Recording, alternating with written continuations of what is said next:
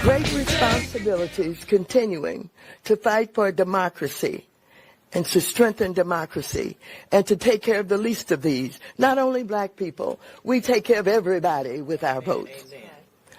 I'm worried that Trump is on the edge of creating a civil war. Is that so, Congressman or woman Maxine Waters, excuse me? She's worried about civil war? What is it that Donald Trump is doing to create it? Maybe I'm missing something here in sitting in St. Louis, Missouri about what's going on in Washington, D.C. What is he doing to create a civil war, especially when she's invoking race right there? I mean, that's a pretty strong, significant allegation. Let's talk to somebody who is there and able to maybe give us a Washington, D.C. perspective. Congressman Eric Burlison back with us, Missouri 7th Congressional District Representative.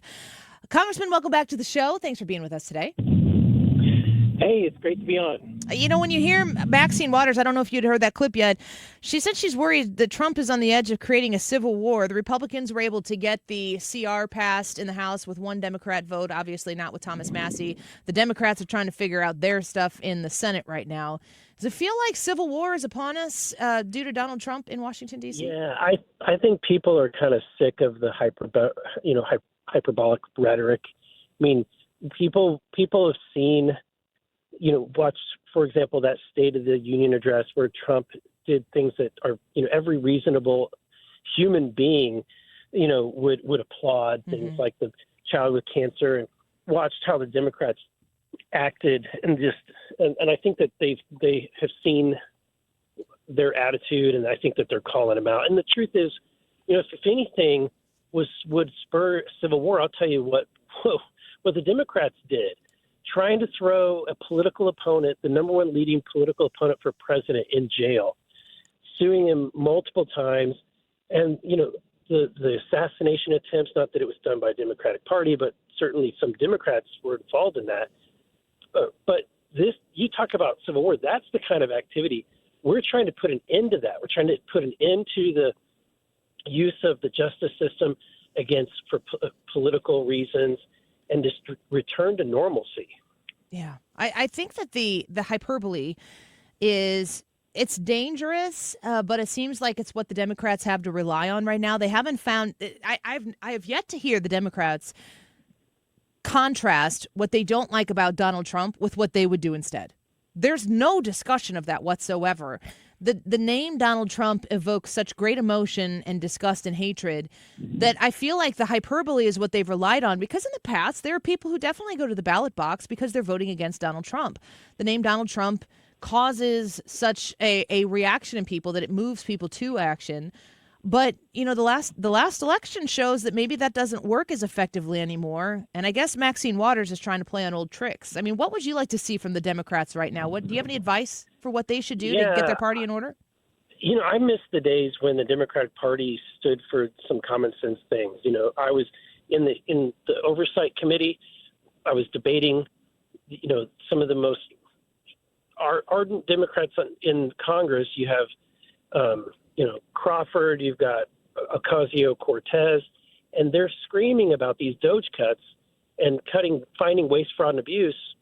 And so I played a video from Bill Clinton and Al Gore and Barack Obama all talking about their efforts to find and root out waste, fraud, and abuse. And so if we just return to the Clinton era policies of trying to streamline government, that would be something that the Democratic Party today would be screaming from the high heavens about. And so I think that's why the American people, they've lost the American people. Yeah. I think you're 100% right on that. There's an article out there by Dan Zakrzewski. We've had him on our show before. He's a writer for Outkick.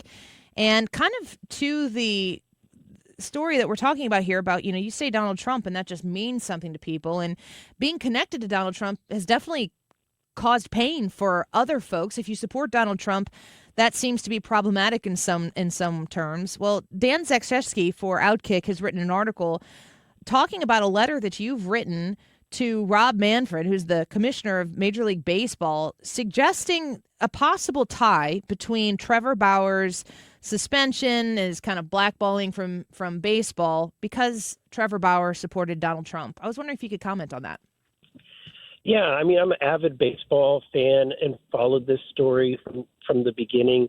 And I think if you talk to anybody that's a baseball enthusiast, they all kind of shake their heads at this because it's so confusing that you have one of the most talented pitchers in the game, probably the highest paid pitcher in his prime, and won the Cy Young Award before he went through a scandal. But it turned out that he wasn't charged criminally. All the charges were dropped, and yet he received the longest suspension in the history of Major League Baseball, and it just doesn't square up. But what does square up, or makes you wonder, is we knew that he had been admonished for his very public and vocal support of Donald Trump. He had been admonished for his criticism of DEI in Major League Baseball, and he was very vocal on Twitter about some of these positions. And the question then becomes, it just, you see other players who actually did sexual assault and actually were found guilty in court, and they received a slap on the wrist, and yet Trevor Bauer basically has a lifetime ban from baseball. I want to know what is really going on there. Yeah, if you're looking at, the punishment should fit the crime, and he has not been charged with a crime, correct? Trevor Bauer has not been charged with any crimes. We know, in fact, his accusers have been are being prosecuted for fraud, for trying to blackmail him and committing fraud. So it's actually the opposite. Yeah, and there's something.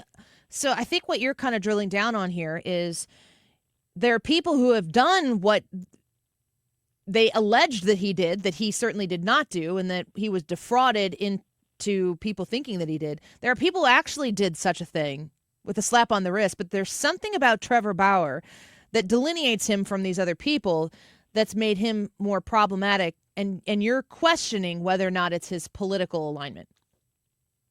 Yeah, I think that it's obvious that that's the only thing that distinguishes him from others, is that he's been vocal. And he wasn't just vocal about Donald Trump and about his opposition to DEI. He challenged Major League Baseball when there was clearly a scandal going on with a sticky substance. I think that he, in some ways, embarrassed, the commissioner.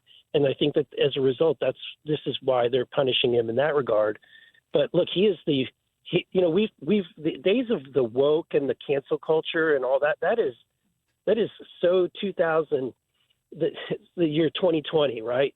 We've moved on. America has moved on, and it's time we go back and realize that some of these people that were canceled need to have a second chance. Yeah. Do you expect to hear back from Manfred? I would expect that they would respond. I hope to hear a response shortly, and the questions that I have really drill down to: was there coordination between them and other Major League Baseball teams? Were their attorneys having conversations about whether or not Trevor was eligible to be picked up? So I think we have a strong list of questions that we want answers for. Have you spoke to Trevor Bauer at all? I have not. But he is a fascinating individual, and I think that it's just watching his story. It seems like somebody needs to stand up for the guy.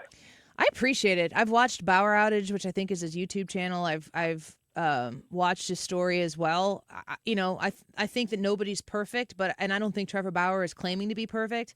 But I've said this before. I'd take him in a Cardinals uniform, especially right now, and like to. Oh man! Yeah, absolutely. I like to see that you're advocating for a second chance for him. So we appreciate the opportunity. And St. Louis is the perfect place to give a guy like Trevor a second chance. The best fans in baseball that are smart enough to look past and would know the details and not succumb to all of the wild accusations. So I think I'm with you. I would love it to see the birds on the bat with Trevor Bauer. Yeah, I 100% am with you on that. Well, Congressman Burlison, thank you for the time today. We appreciate talking to you. Keep fighting for the people of the 7th District there in Missouri. I know they appreciate you, and watching the Republicans stick together while the Democrats are falling apart. We're making America great again, and you're a part of that. We're grateful for your time. Thanks, Annie. Take care. Bye-bye.